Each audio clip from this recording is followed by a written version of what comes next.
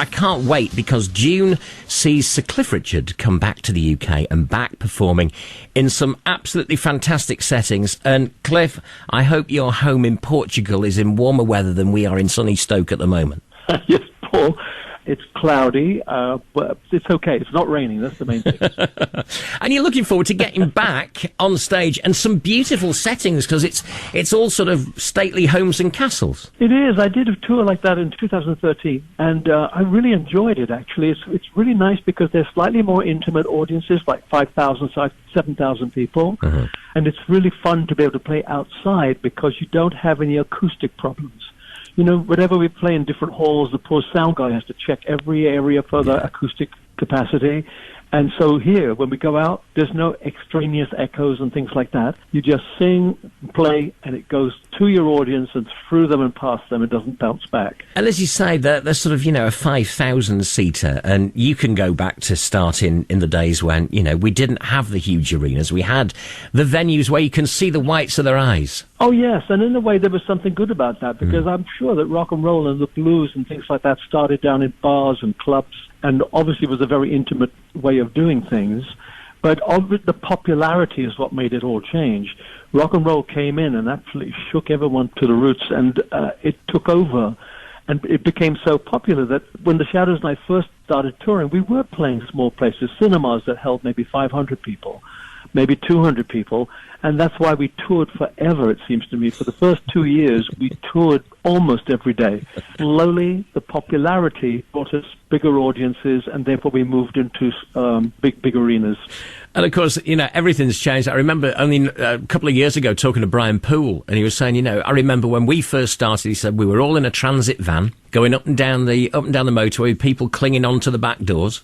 He says, and his daughters, of course, as Shakespeare's sister, he says, I went to see them, and he says they've got these huge trucks, they've got a tour bus. He says we had a little transit van. I know.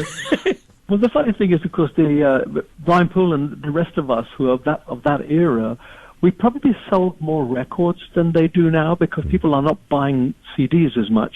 Well, hardly at all, to be honest with you. And so, therefore, you'll find that most of the new artists use records to get themselves heard on internets and stuff like that, and then they go out to make money by doing the tours. And so, therefore, they have bigger crowds, I think, than probably we could draw now. But if you've got a big crowd, you can afford a big bus. Well, if you're going to... Such an amazing song, wasn't it? And one of the many films that Cliff made over the years. Summer Holiday at Signal 2, the greatest hits of all time. And I'm delighted to say that I went searching in my little Chippendale whatnot at home, and I found an album that I bought when I was 6 years of age. And it's probably got to have been one of the more rare Cliff albums. It was You at the Talk of the Town. Oh, you're kidding. Yeah, now, Norrie Paramore was conducting. I was going to say, it's about 1970, I think, was the album. Oh, really? But of course, yeah, I mean, they do have these albums around, but funnily enough, I don't remember seeing that recently. Yeah. Oh, mine's still the original. I've kept it for the 40-odd years. It's still there. It's still its original album. And I took it out a couple of days ago and I knew I was going to chat to you, and I started listening to it, and it brought back so many happy memories of sitting at home listening to the album. Oh, great. Well, I'm fantastic. Well, I can't believe you bought it at 6. I don't know how you could afford it unless, of course, you were a burglar. It was I think, mother and father's problem. But, of course, on there, and we've only recently, of course, had Eurovision, you do congratulations on there. And I seem to remember there's a gag on there about you went up and shook the Spanish senorita warmly by the throat. Oh, yeah, no, that's right. I used to say that I wasn't at all put out. I said, no, I lost the Eurovision Song Contest, but I didn't mind. I went up to the winner, Miss Maciel, and I shook her warmly by the throat. And, of course, as the Shadows said, you know, they only ever lost once. You lost twice. I know. I did lose twice. One. The other one was a hit, too, Power to All Our Friends. Yeah. But, of course, you know, I just had great news. The Radio Times readers were asked to vote for their favourite Eurovision song of all time, and they chose Congratulations.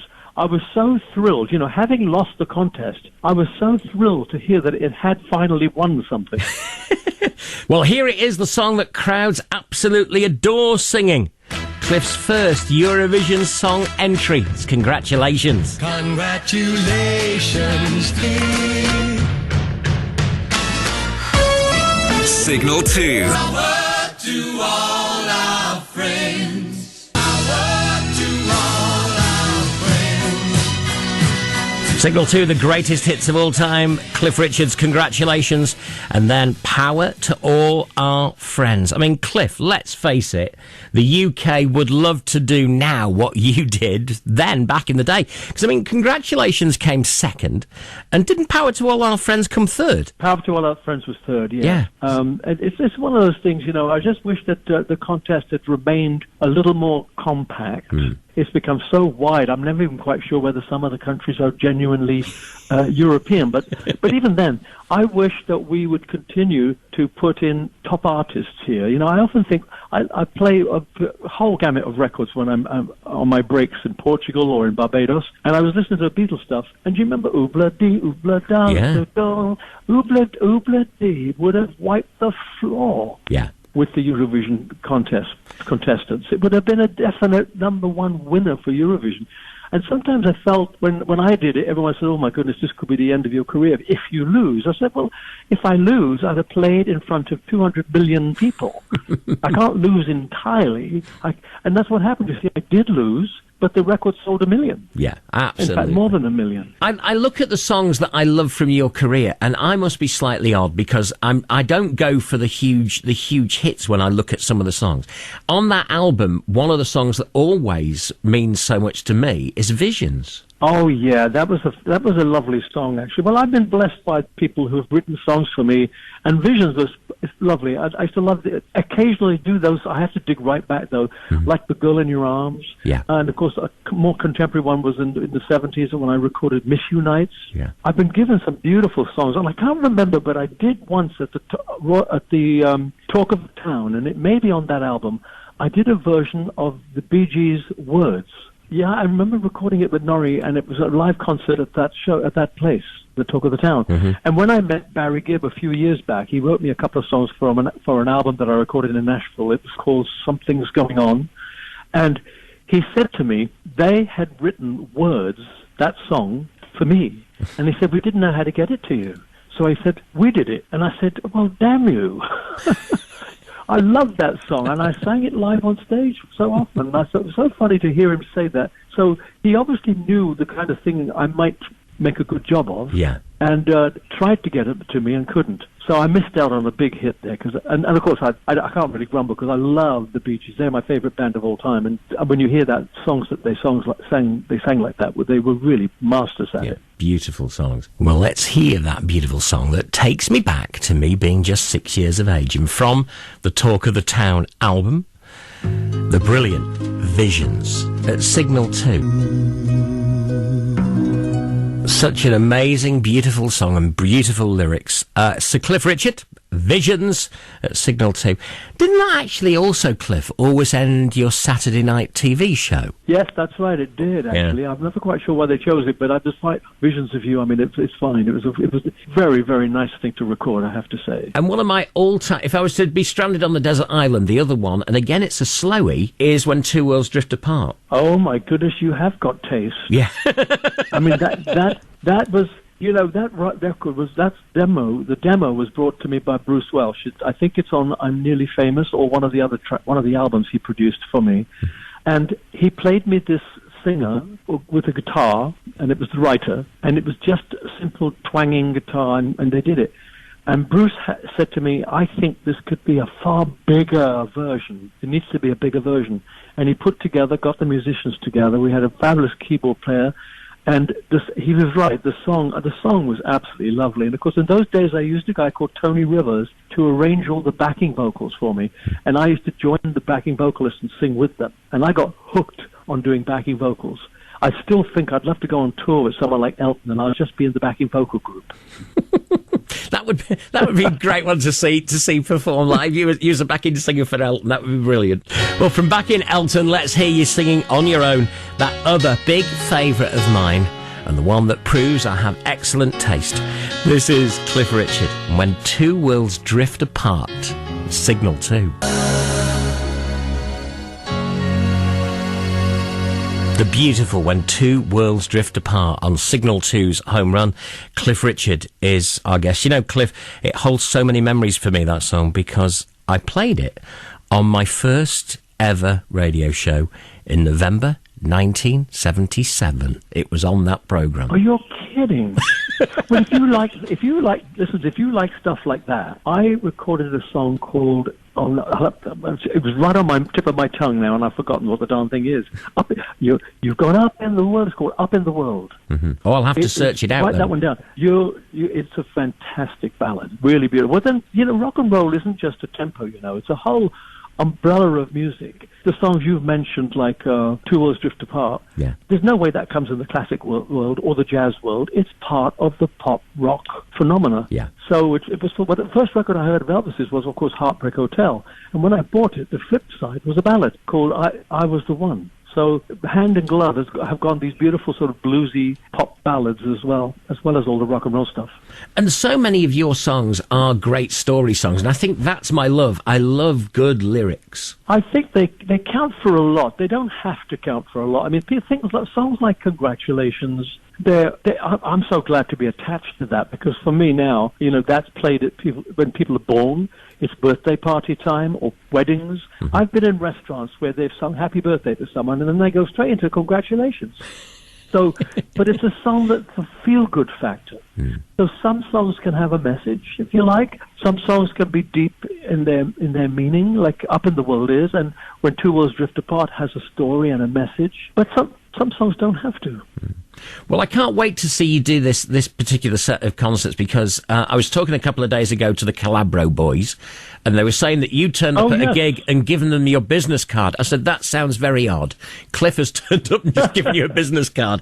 But I was trying to work out what you could sing together, and I've suggested that you do a 2017 remake of Living Doll. They could be the new young ones.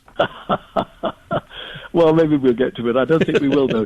We're not going to get together till I see them on the first gig, I guess. Because they do a lot of work. They tour all the time, don't they? In fact, I believe as we speak, I think they're in America. Yeah, and they've got great voices, the lads. Oh, terrific, yeah. Superb voices. Really good singers. Yeah. But you're playing two near us, which is 21st of June, you're at Shropshire at Walcott Hall, and then Catton Hall in Derbyshire the following day. But there's a few more gigs around there, which are all over the place, including the Naval College at Greenwich. I'm finishing there, yes. I've not been there, but someone tells me that's another one that's very beautiful. Most of these places I've heard are really beautiful places. I mean, I know some of the places I've been to before, but there are a couple of places I've never been to, and they've all said to me, you'll be surprised how lovely it is. Wherever you go, it's great. And it's going to be fun playing out in the open. I just hope and pray for good weather. As we did in 2013, we had good weather all the way through. So fingers crossed. And no doubt one of the songs you'll be singing at these concerts will be this, from 1979, a fantastic song. We Don't Talk Anymore at Signal 2. We Don't Talk Anymore in Sir Cliff. We'll have more from Cliff in just a couple of moments after I bring you up to date on the latest on the roads. The greatest hits of all time. Signal 2. Signal 2's Home Run. This is Paul Fairclough chatting to Sir Cliff Richard. I mean, your rock and roll album that you brought out only recently has an amazing track on it, and it's a duet with Elvis Presley. And I mean, you've been around for so many years and are such a big star. I mean, how weird that you wanted to duet with Elvis. It must make the career totally and utterly complete. It was my dream, actually, to meet him. Then I never did meet him, partly my fault, but that's another story. But when I started working on this album, I thought I'd like to do an album with Elvis, a whole album. So I, in fact, talked to Priscilla Presley, and she said to me, well, if it was up to me entirely, I'd say yes, she said, because Elvis knew all about you. I said, what do you mean he knew all about me? He's American, I'm not. He said, oh, no, he kept an eye on all his competitors. Elvis thought that I was a competitor. I can't believe it. It made me laugh so much. I said, there's me bowing down to this picture of Elvis I used to have, and he's thinking I'm a competitor. Anyway, I had to go through Sony, and Sony control everything, and it's right, they have to control everything. And they said, no, you can't do an album, but you can do a song. And I chose Blue Suede Shoes. It has great memories for me, and it wasn't the first record I heard of Elvis's, but I thought that's the kind of track that sums up rock and roll singers. And they sent us the tapes with just his voice, and I put my voice in between. We'd sing 50% each, and sometimes we sing together. Mm-hmm. It was very strange experience. singing and having Elvis's voice coming in my ears, duetting with me. And in fact, I messed it up 2 or 3 times at the beginning.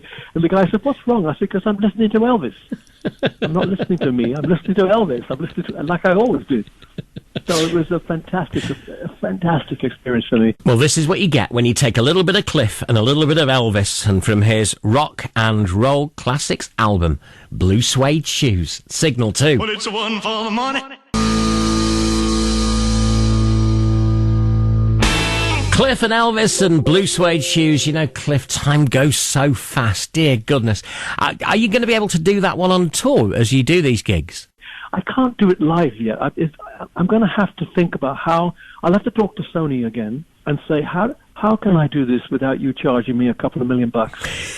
I need Elvis's voice. I need Elvis's voice with me on the stage. You know, we can always throw up photographs of him when he's singing, but I'd love to do that one time. And maybe I'll have to try and work on it for the next tour, but I can't do it this tour. Well, Cliff, it's made my 40-year love affair with the Talk of the Town album complete, of actually getting around to talking to you at some point. And we wish you so much success with this tour, and it'll be delighted to see you back in the UK, back on home soil performing live. Thank you very much, James. I'm looking forward to it myself. The band is too. We're going to be tight and together, and I'm hoping that the audience will enjoy it. Well, have a safe journey from Portugal back to the UK. Don't forget your brolly. Yes, okay.